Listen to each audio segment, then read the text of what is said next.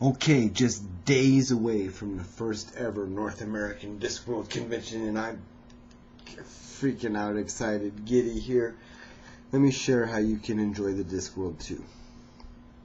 Go to your library, go to your bookstore, pick out a Discworld book that looks interesting, read it.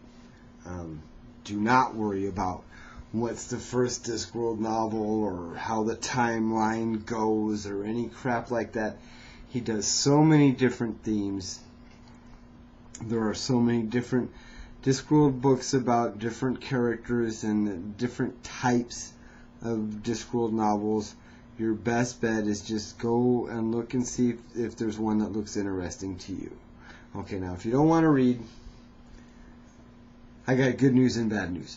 The bad news is Discworld is pretty much a literary phenomenon. Now, I can't talk about the comic books, graphic novels, or plays because I haven't seen them.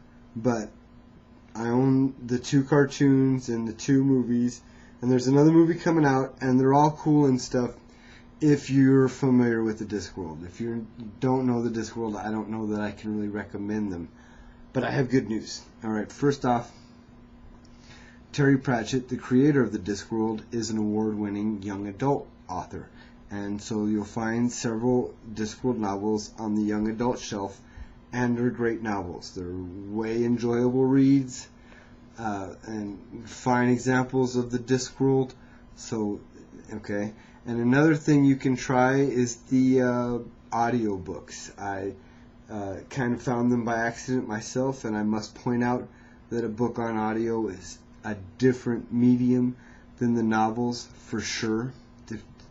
Different than reading for yourself, for sure. But it's a great way to experience the books. So let me share with you the books that I've managed to enjoy on audio and the books, the actual novels they're based on. The first one I got was Carpe Jugulum, which I found at a used bookstore, which was like score. I hardly ever find anything Discworld at a used bookstore.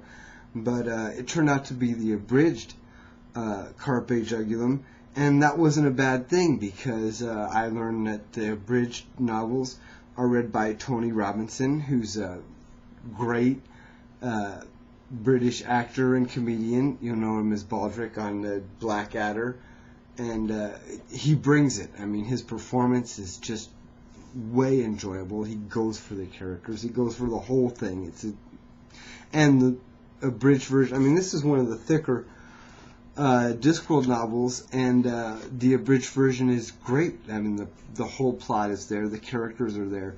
So if you want to enjoy the Discworld in a couple hours, have Tony Robinson perform. They don't just read. He doesn't just read. Perform a Discworld novel for you. I think you'll enjoy it. Now, the novel itself is the last novel featuring Granny Weatherwax and the Blanker Coven as protagonists. They show up in later novels as supporting characters. This is the last time we really see them face off against a foe, and here they face off against a family of vampires. And Granny Weatherwax is an iconic Discworld character, not just because she's a really powerful witch, but a lot of the key themes of Discworld ring in the Granny Weatherwax novels. The idea that hard work is more important than magic, and that most people live inside their own heads and see the world based on what they can accept and what they can understand. Is some really key and wonderful things about the Discworld you'll find in the witches novels. Carpe Jugulum, though, I must say, is mostly about them taking on the vampires, and the vampire mythology and the classic horror novel mythology is still a great read. Okay, the next one I got on audio was Monstrous Regiment, which is the first one I got full-length, and it's read by Stephen Briggs.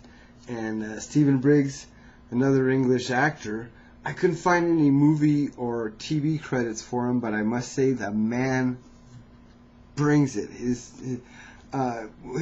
performance of like one of the key characters in this novel was just very different than the one I had in mind for Sergeant Jackram.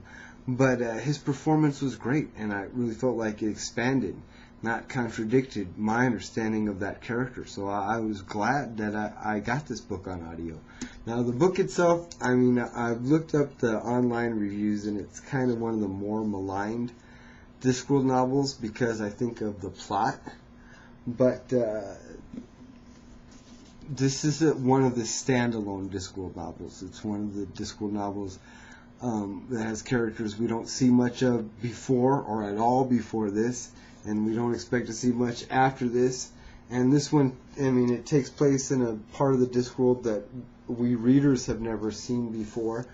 But the characters are great, and the themes, especially the themes about a nation at war, national pride and patriotism and things like that, I really thought made Monstrous Regiment a very worthwhile read, in spite of whatever clunkiness people might have thought the problems people might have had with the plot. And the last one I got on audio here, Terry Pratchett's Thud. Now, another one read by Stephen Briggs, and I just want to say,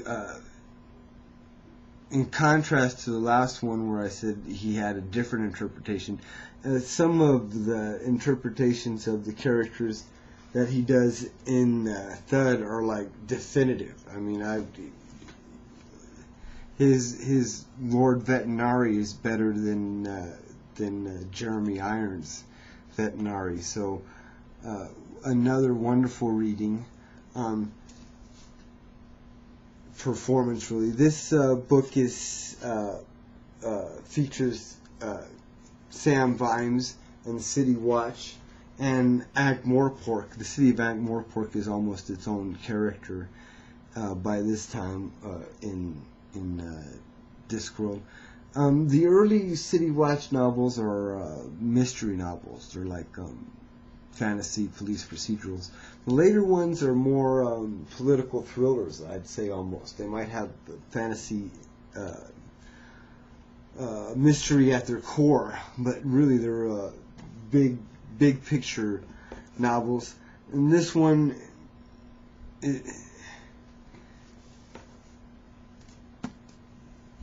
it's almost a celebration. I mean, he has big themes about cultural clashes and racial disharmony and compromise and